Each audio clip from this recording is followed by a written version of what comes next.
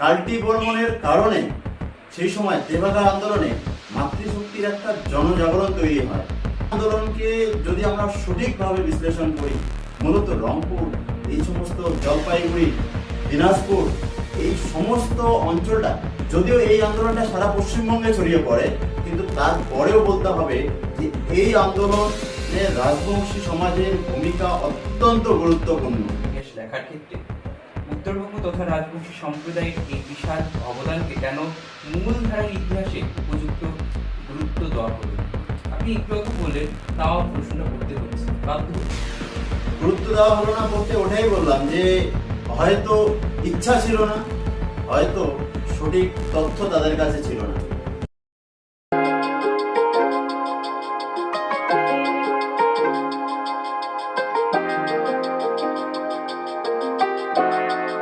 এবার একটু কিছুদিন ধরেই সম্প্রতি সময় আমরা দেখেছি কোচবিহার রাজ পরিবারকে নিয়ে নানা রকমের বিকৃত কথাবার্তা সোশ্যাল মিডিয়ায় ঘুরপাক খাচ্ছে। সেখানে দাঁড়িয়ে আমি একটু কোচবিহার নিয়ে একটু প্রশ্ন করি। কোচবিহার একটি করদ মিত্র রাজ্য হওয়ায় স্বাধীনতা সংগ্রামীরা আন্দোলন পরিচালনার ক্ষেত্রে কোচবিহারকে কিভাবে ব্যবহার করেছিল সেই সময়? কুচবিহারের ক্ষেত্রে যদি বলতে হয় তাহলে বলতে হবে কুচবিহারের রাজ পরিবারের সঙ্গে ব্রিটিশদের একটা ব্যক্তিগত সম্পর্ক ছিল। আচ্ছা আচ্ছা। রাজ পরিবারের সঙ্গে ব্রিটিশদের ব্যক্তিগত সম্পর্ক ছিল, সে কারণে কুচবিহার সবসময় ব্রিটিশদের পক্ষে, কুচবিহার রাজ পরিবার ব্রিটিশদের পক্ষে দাঁড়ানোর সবসময় চেষ্টা করেছে। আচ্ছা। কিন্তু কুচবিহারের সাধারণ মানুষ, সাধারণ জনগণ কখনোই ব্রিটিশদের সঙ্গে হাত মিলিয়ে কোনো কিছু করেনি। আচ্ছা। কারণ যদি আমরা ইতিহাস দেখি তাহলে ত্রিশ্রোতা নামে একটি পত্রিকা রয়েছে, সেই পত্রিকায় পরিষ্কার বলা আছে যে কুচবিহারের মাথাভাঙা, ফালাকাটা, এই সমস্ত অঞ্চল থেকে অসংখ্য রাজবংশী যুব সমাজ ভারতবর্ষের স্বাধীনতা আন্দোলনে অংশগ্রহণ করেছে। আচ্ছা আচ্ছা। আমি জাস্ট একটা উদাহরণ দেব।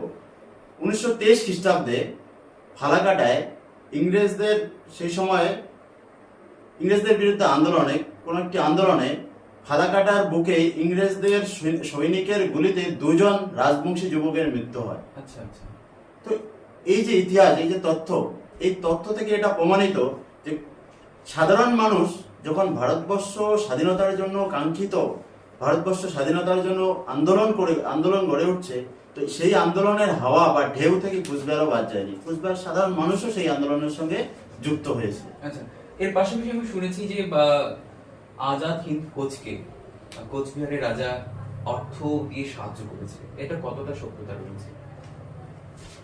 সত্যি কথা বলতে কি, এরকম কোনো তথ্য শুধুমাত্র সোশ্যাল মিডিয়ায় ঘুরে বেড়াচ্ছে। সঠিক তথ্য বা সঠিক ইনফরমেশন কোথাও এরকম পাওয়া যায়নি, তাই এই বিষয়ে অন্ততপক্ষে মন্তব্য করা ঠিক হবে। আচ্ছা আচ্ছা। বিশেষ করে বলা যায় যে এই যে শিলিগুড়ি দিলীপ কুমার রায় সরকারের মতো রাজবংশী যে ছাত্র নেতাদের অসংখ্য, আপনি প্রথম থেকেই, যখন থেকেই আমাদের সম্ভবত সাক্ষাৎকার শুরু হয়েছে তখন থেকে আপনি কিন্তু একটা কথা বারবার করে বলেছেন যে যুব সমাজ। তো আমি এই একজন শিলিগুড়ির রাজবংশী যুবকের নাম বলছি, দিলীপ কুমার রায়। ঠিক, দিলীপ কুমার রায় সরকার, উনি যেভাবে আন্দোলন করেছে, এভাবে অনেক রাজবংশী ছাত্র যুবরা এই আন্দোলনে সামিল হয়েছে। 1942 খ্রিস্টাব্দে, সময়টা 1942 খ্রিস্টাব্দে 5 এবং 9 সেপ্টেম্বর, 5 এবং 9 সেপ্টেম্বর শিলিগুড়িতে ভারত ছাড়ো আন্দোলনের একটা ব্যাপক সাড়া পড়ে। তো বয়স্ক ব্যক্তিরা সবসময় নেতৃত্বে থাকে, কিন্তু শিলিগুড়ির ক্ষেত্রে দেখা গেছে এই আন্দোলনে 5 এবং 9 দুই দিনেই দিলীপ কুমার রায় নেতৃত্বে অসংখ্য যুব সমাজ শিলিগুড়ির বুকে এই আন্দোলনে নামে। মূলত যদি আমরা সঠিক তথ্য দেখি তাহলে শুধু দিলীপ কুমার রায় নয়, আরো রয়েছে উপেন্দ্রনাথ দাস, দীপেন্দ্রনাথ রায়, এই সমস্ত ব্যক্তিরা সেদিন, এই দুদিনেই মূলত শিলিগুড়ি বয়েজ স্কুল যে রয়েছে, সেই বয়েজ স্কুল থেকে ছাত্রদের বের করে এনে শিলিগুড়ির বুকে ভারত ছাড়ো আন্দোলনের ব্যাপক একটা প্রভাব ফেলেন তিনি। প্রত্যেকেই, শুধু দিলীপ কুমার নয়, এর সঙ্গে আরো অনেকেই ছিল, কিন্তু ইতিহাস ঘাটলে শুধু এই কয়েকজনের নাম পাওয়া যায়। ঠিক আছে, তো এই যে প্রভাব ভারতবর্ষের স্বাধীনতা আন্দোলনে, বিশেষ করে ভারত ছাড়ো আন্দোলনে, তো বুঝতে হবে যে রাজবংশী সমাজ ভারতবর্ষের স্বাধীনতা আন্দোলনে সর্বদা সব সময় অংশগ্রহণ করেছে এবং সর্বদা সব সব জায়গায়, বিশেষ করে উত্তরবঙ্গে মূলত যেখানে রাজবংশী সমাজ থাকবে সেখানেই তো অংশগ্রহণ করবে। কিন্তু দুঃখের বিষয়, ভারতবর্ষের স্বাধীনতা আন্দোলনের যত ইতিহাস রয়েছে কোথাও রাজবংশী শব্দটি ব্যবহার হয়নি, যে রাজবংশীরা ভারতবর্ষের স্বাধীনতা আন্দোলনে এটা শুধু রাজবংশীদের কাছ থেকে রাজবংশীদের বঞ্চিত করা হয়নি, উত্তরবঙ্গের মানুষদেরকে বঞ্চিত করা হয়েছে। শুধু কি এখানে যদি বলা যায় সেক্ষেত্রে অনেক বাঙালিরাও ছিল, তাদেরকেও সেই ইতিহাসের পাতায় ঠাঁই দেওয়া হয়নি। একদম পুরো উত্তরবঙ্গকেই বঞ্চিত করা হয়েছে, পুরো উত্তরবঙ্গ, এক কথায় বলতে গেলে পুরো উত্তরবঙ্গকেই বঞ্চিত করা হয়েছে। এবার আমি পরের প্রশ্নে যাব, সেটা হচ্ছে যে একদিকে আমরা যুব সমাজের কথা বললাম, দিলীপ কুমার রায়ের মতন যুব নেতাদের কথা বললাম, তো এই যে স্বাধীনতা আন্দোলনের সাথে নারীদের কতটা ভূমিকা ছিল, রাজবংশী নারীদের? আমরা তো জানি দেবী চৌধুরানী, এরকম অনেক আছে। তো বিষয়টা এরকম রয়েছে, 1925 খ্রিস্টাব্দে যখন মহাত্মা গান্ধীজি জলপাইগুড়িতে আসলেন, আমি জাস্ট একটা উদাহরণ দিচ্ছি তাহলে বোঝা যাবে। যখন 25 খ্রিস্টাব্দে গান্ধীজি জলপাইগুড়িতে আসলেন, তিনি জলপাইগুড়িতে থাকলেন, সেই সময় মাতৃ মন্দির নামে একটি বালিকা প্রতিষ্ঠান ছিল, যেটা প্রতিষ্ঠা করেছিলেন সেই সময়ের বিখ্যাত উকিল মধুসূদন রায়। মধুসূদন রায়ের কন্যা বিমলা রায়, জলপাইগুড়ির বুকে। এই মাতৃ মন্দিরে গান্ধীজি নিজে গেছিলেন, গান্ধীজি নিজে গেছেন এবং গান্ধীজিকে পশমের ধাগা তৈরি করে আমাদের মাতৃ সেই বোনরা গান্ধীজিকে পরিয়েছিলেন এবং গান্ধীজি বিমলা রায়কে আশীর্বাদ করে এসেছিলেন। এই বিমলা রায়ের নেতৃত্বে ওই সময় মাতৃমন্দিরে একটা ব্যাপক জনসংখ্যা সম্মিলিত করে একটি ভাষণ গান্ধীজি ওখানে দিয়েছিলেন। তো বিমলা রায়ের যে অংশগ্রহণ, বিমলা রায়ের যে মাতৃমন্দির, যেটা পরবর্তীকালে কদমতলা বালিকা বিদ্যালয় নামে একটি বিদ্যালয় প্রতিষ্ঠা হয়। তো এই উদাহরণ থেকে এটা স্পষ্ট যে শুধু যুব সমাজ বা সাধারণ মানুষ নয়, মাতৃশক্তিও ভারতবর্ষের স্বাধীনতা আন্দোলনে, বিশেষ করে রাজবংশী মাতৃশক্তিও ভারতবর্ষের স্বাধীনতা আন্দোলনে অংশগ্রহণ করেছিলেন। সেটা বিমলা রায়ের, বিমলা দেবীর ঘটনা থেকে আমরা পরিষ্কার বুঝতে পারি। ভারত ছাড়ো আন্দোলন, আইন অমান্য আন্দোলন এবং তেভাগা আন্দোলনে কান্তি বর্মন, কিশোরী বর্মন, কান্দুলি বর্মনের মতো রাজবংশী নারীদের লড়াই ও আত্মত্যাগের যে সঠিক মূল্যায়ন এখনো পর্যন্ত ইতিহাসের পাতাতে কেন নেই? খুব সুন্দর। বিষয়টা এরকম যে এই কান্তি বর্মন, কান্দুলি বর্মন, সুন্দরী বর্মন, এই তিনজন চরিত্রই ভারতবর্ষের স্বাধীনতা আন্দোলনে, বিশেষ করে তেভাগা আন্দোলনের সঙ্গে যুক্ত।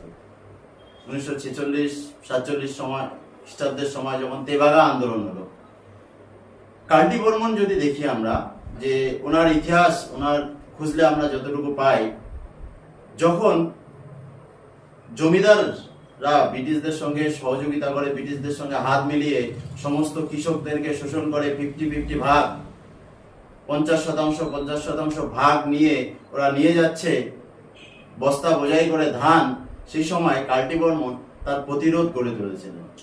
শুধুমাত্র মাতৃশক্তিকে সম্মিলিত করে এই প্রতিবাদ তিনি গড়ে তোলেন, কান্তি বর্মন। তো ফলে কান্তি বর্মনের কারণে সেই সময় তেভাগা আন্দোলনে মাতৃশক্তির একটা জনজাগরণ তৈরি হয়। মাতৃশক্তি বুঝতে পারে যে একমাত্র কান্তি বর্মন যদি করতে পারে, তাহলে আমরা কেন করতে পারবো না, আমাদের পক্ষেও এই প্রতিরোধ গড়ে তোলা সম্ভব। তো এই নিয়ে কান্তি বর্মনের প্রতিরোধ গড়ে ওঠে। বিশাল ভূমিকা, অনেক বড় ভূমিকা। আর সুন্দরী বর্মন এবং সেই সঙ্গে কিশোরী বর্মন এবং সুন্দরী বর্মন, এরা দুজন সাধারণ মানুষের ঢাল হিসাবে নিজেদেরকে ব্যবহার করে। আন্দোলনকারী যে সমস্ত মানুষ তেভাগা আন্দোলনে জমিদারদের লেঠেল বাহিনী, জমিদারের যে তার বিরুদ্ধে যখন প্রতিরোধ গড়ে তুলছে, তো সুন্দরী বর্মন আর কিশোরী বর্মন এরা ঢাল হিসাবে নিজেদেরকে ব্যবহার করে। তারা সামনে গিয়ে দাঁড়িয়ে এর বিরুদ্ধে প্রতিরোধ গড়ে তোলে। ফলে তেভাগা আন্দোলনকে যদি আমরা সঠিকভাবে বিশ্লেষণ করি, মূলত রংপুর এই সমস্ত জলপাইগুড়ি, দিনাজপুর, এই সমস্ত অঞ্চলটা, যদিও এই আন্দোলনটা সারা পশ্চিমবঙ্গে ছড়িয়ে পড়ে, কিন্তু তারপরেও বলতে হবে যে এই আন্দোলনে রাজবংশী সমাজের ভূমিকা অত্যন্ত গুরুত্বপূর্ণ। রাজবংশী সমাজের প্রতিরোধ যদি ঠিকঠাক রংপুরে বা দিনাজপুরে বা জলপাইগুড়ির মতো জায়গায় না হতো, তাহলে এই আন্দোলন সফলতা লাভ করতো না। ফলে রাজবংশী সমাজের যে অংশগ্রহণ ভারতবর্ষের স্বাধীনতা আন্দোলনে, এই যে প্রথম থেকে আমরা যে সমস্ত বিষয় তুলনামূলকভাবে আলোচনা করলাম বা তথ্য তুলে ধরলাম, এ থেকে পরিষ্কার যে ভারতবর্ষের স্বাধীনতা আন্দোলনে রাজবংশী সমাজের ভূমিকা খুবই প্রাসঙ্গিক এবং গুরুত্বপূর্ণ। একদম এরকম হয়তো অনেক খানদুরি বর্মন ছিল, আমরা হয়তো জানিও না। সেটা কোথাও না কোথাও যারা ইতিহাস লিখেছেন তাদের কোথাও না কোথাও কিছুটা হলেও এই ইতিহাসকে মুছে ফেলার ভূমিকা রয়েছে। আর সেক্ষেত্রে আর যাচ্ছি না। আমি এবার একটা প্রশ্নই যাবো একজন গবেষক হিসেবে। রাজবংশীদের স্বাধীনতা আন্দোলনের একটা বিশাল ইতিহাস, সেই ইতিহাসকে কেন চাপা দেওয়া হয়েছে? চাপা দেওয়া হয়েছে, অথবা আমার একটা বই রয়েছে, সেখানে আমি সাহিত্যের ইতিহাস মূলত আলোচনা করতে গিয়ে একটা বিষয় লিখেছিলাম যে যখন উত্তরবঙ্গের সাহিত্যের ইতিহাসের প্রসঙ্গ চলে এসছে, সেই সময়ের সাহিত্যিকরা, সেই সুনীতি কুমার চট্টোপাধ্যায়, আশুতোষ ভট্টাচার্য বা আরো প্রমুখ সাহিত্যিকরা উত্তরবঙ্গের ইতিহাসকে অবহেলা করেছেন, বিশেষ করে উত্তরবঙ্গের মধ্যযুগের ইতিহাসকে। অনুরূপভাবে যখন পশ্চিমবঙ্গের ইতিহাস রচনা হয়েছে, তখন উত্তরবঙ্গের ইতিহাস সম্পর্কে অনুসন্ধান বা গবেষণা করার মতো সময় বা তাগিদ তাদের হয়তো ছিল না। ফলে উত্তরবঙ্গের এত বিশাল একটা ইতিহাস, যেটা ভারতবর্ষের স্বাধীনতা আন্দোলনের সঙ্গে যুক্ত, সেই ইতিহাসকে তারা সঠিকভাবে তুলে ধরেননি বা ধরার চেষ্টা করেননি। কিন্তু বর্তমানে নবীন গবেষক যারা উঠে এসছেন, তিনি যারা সাহিত্যের ইতিহাস বা পশ্চিমবঙ্গের ইতিহাস বা উত্তরবঙ্গের ইতিহাস নিয়ে গবেষণা করছেন, তাদের চর্চার মধ্যে, তাদের আলোচনার মধ্যে, গবেষণার মধ্যে উত্তরবঙ্গের ইতিহাস, নতুন নতুন তথ্য, নতুন নতুন বিষয় উঠে আসছে। ফলে চাপা দেওয়ার যে চেষ্টা এতদিন ধরে চলছিল, হয়তো আগামী ভবিষ্যতে সেই আর চাপা দেওয়া সম্ভব হবে না। আমাদের গবেষক ভাই বন্ধু বা আমাদের গুরুজনেরা সেই গবেষণাকে সবার সামনে তুলে ধরবেন এবং উত্তরবঙ্গের ইতিহাসকে সবার সামনে উজ্জ্বল করে দেবেন, এটুকুই আমাদের হয়তো ভবিষ্যতের আশা থাকে। আমি এই প্রশ্ন আবার ঘুরে ঘুরেই করতে ইচ্ছেও করছে যে ভারতীয় স্বাধীনতা সংগ্রামের ইতিহাস লেখার ক্ষেত্রে উত্তরবঙ্গ তথা রাজবংশী সম্প্রদায়ের এই বিশাল অবদানকে কেন মূলধারার ইতিহাসে উপযুক্ত গুরুত্ব দেওয়া হলো না? আপনি একটু আগে বললেন, তাও প্রশ্নটা করতে হচ্ছে, বাধ্য হচ্ছি। গুরুত্ব দেওয়া হলো না বলতে ওটাই বললাম যে হয়তো ইচ্ছা ছিল না, হয়তো সঠিক তথ্য তাদের কাছে ছিল না, অথবা তাদের জানার তাগিদ ছিল না। সে কারণেই হয়তো তারা লেখেননি বা লেখার চেষ্টা করেননি। কেন ইতিহাসবিদ যারা রয়েছে, গবেষক যারা রয়েছে, তারা কি শুধুমাত্র দক্ষিণবঙ্গ বা শহর কেন্দ্রিক রাজনীতির দিকে আটকে ছিলেন? শহর কেন্দ্রিক রাজনীতি আসলে এতদিন পর্যন্ত যে সমস্ত গবেষণা তৈরি হয়েছে বা যে সমস্ত গবেষণা হয়েছে, সেক্ষেত্রে একটা বিষয় বুঝতে হবে যে প্রান্তজনের যে বিষয়, প্রান্তজনের বিষয় গবেষণার মধ্যে উঠে আসেনি। মূলত তারা গান্ধীজি, মূলত তারা নেতাজি, মূলত তারা মুঘল, বিশেষ করে মুঘল সাম্রাজ্য নিয়ে তারা এত গবেষণা করেছেন, যেটা উত্তরবঙ্গের মানুষকে নিয়ে বা উত্তরবঙ্গের বিষয়কে নিয়ে গবেষণা করেননি। মুঘল সাম্রাজ্যে আমাদের ইতিহাসের বই ভরে গেছে, গান্ধীজি ইতিহাসের বই ভরে গেছে, নেতাজি, দেশবন্ধু চিত্তরঞ্জন, ডক্টর বিধানচন্দ্র রায়, কি নেই আমাদের এই সমস্ত গবেষণায়? সমস্ত বিষয় আমাদের এই সমস্ত পাঠ্য বইয়ে বা টেক্সট বইয়ে বা গবেষণায় উঠে এসছে। কিন্তু উত্তরবঙ্গের গবেষণার ক্ষেত্রে তাদের একটু অবহেলা কোথাও না কোথাও যেন থেকে গেছে। ফলে ইতিহাস এই যে বঞ্চনা, এই বঞ্চনা কি শুধুমাত্র রাজবংশীদের উপর হয়েছে নাকি গোটা উত্তরবঙ্গের মানুষদের ক্ষেত্রে? পুরো উত্তরবঙ্গের মানুষদের ক্ষেত্রেই হয়েছে। আমি বলবো পুরো উত্তরবঙ্গকে নিয়ে হয়েছে। আমি কোনো নির্দিষ্ট মানুষ বা কমিউনিটির কথা বলছি না, পুরো উত্তরবঙ্গ নিয়েই এই অবহেলা হয়েছে। আমি আমার আগে বললাম আমি যে কামতা অনুসন্ধান সমিতি, এই কামতা অনুসন্ধান সমিতি পঞ্চানন বর্মা তৈরি করেছিলেন। অক্ষয় কুমার মৈত্র উত্তরবঙ্গের গবেষণা নিয়ে এত বিষয় লিখেছেন এবং এত তথ্য সংগ্রহ করেছেন, যেটা উত্তরবঙ্গের গবেষকরা আর কি করবেন বা ভবিষ্যতে করতে পারবেন বলে মনে হয় না। ফলে অক্ষয় কুমার মৈত্রের গবেষণাও ইতিহাসের পাতায় স্থান পায়নি। পঞ্চানন বর্মার কামতা অনুসন্ধান সমিতির মতো বিষয় ইতিহাসের পাতায় স্থান পায়নি। ফলে আমাদের ভাবতে হবে, নতুন করে ভাবতে হবে, গবেষকদের নতুন করে বিষয়গুলোকে তুলে আনতে হবে, তাহলেই সম্ভব হবে। একদম। আমরা আজ আলোচনা করলাম স্বাধীনতা। আসলে স্বাধীনতা মানে কি? আমরা স্বাধীনভাবে কথা বলতে পারবো, স্বাধীনভাবে চলাফেরা করতে পারবো, কিন্তু সেই স্বাধীন দেশেই কেন উত্তরবঙ্গকে এভাবেই রাখা হলো? কেন এখনো পর্যন্ত ইতিহাসের পাতায় ঠাঁই দেওয়া হলো না উত্তরবঙ্গকে? আজ স্বাধীনতা আন্দোলনের বা স্বাধীনতার এত দিন হয়ে গেছে, কেন উত্তরবঙ্গের মানুষ বা রাজবংশী সম্প্রদায়ের মানুষ যে স্বাধীনতা আন্দোলন করেছে, নিজের জীবন বিসর্জন দিয়েছে, তারা কেন ইতিহাসে ঠাঁই পেল না? সেই প্রশ্ন কিন্তু বারবার ঘুরপাক খাচ্ছে। আজ সেই সমস্ত আলোচনা নিয়ে আমাদের সঙ্গে ছিলেন ডক্টর বিনয় বর্মন। বিনয়বাবু, অসংখ্য ধন্যবাদ আপনাকে।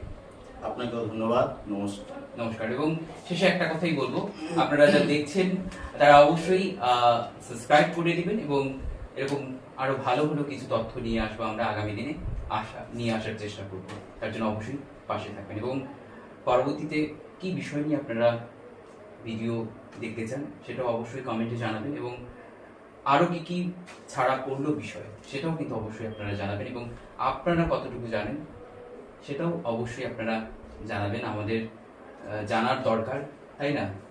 একদম। জানলেই অনেক কিছু জানা যাবে। তো অবশ্যই আপনারাও জানাবেন আপনাদের মতামত। আপাতত এখানেই শেষ করছি। নমস্কার।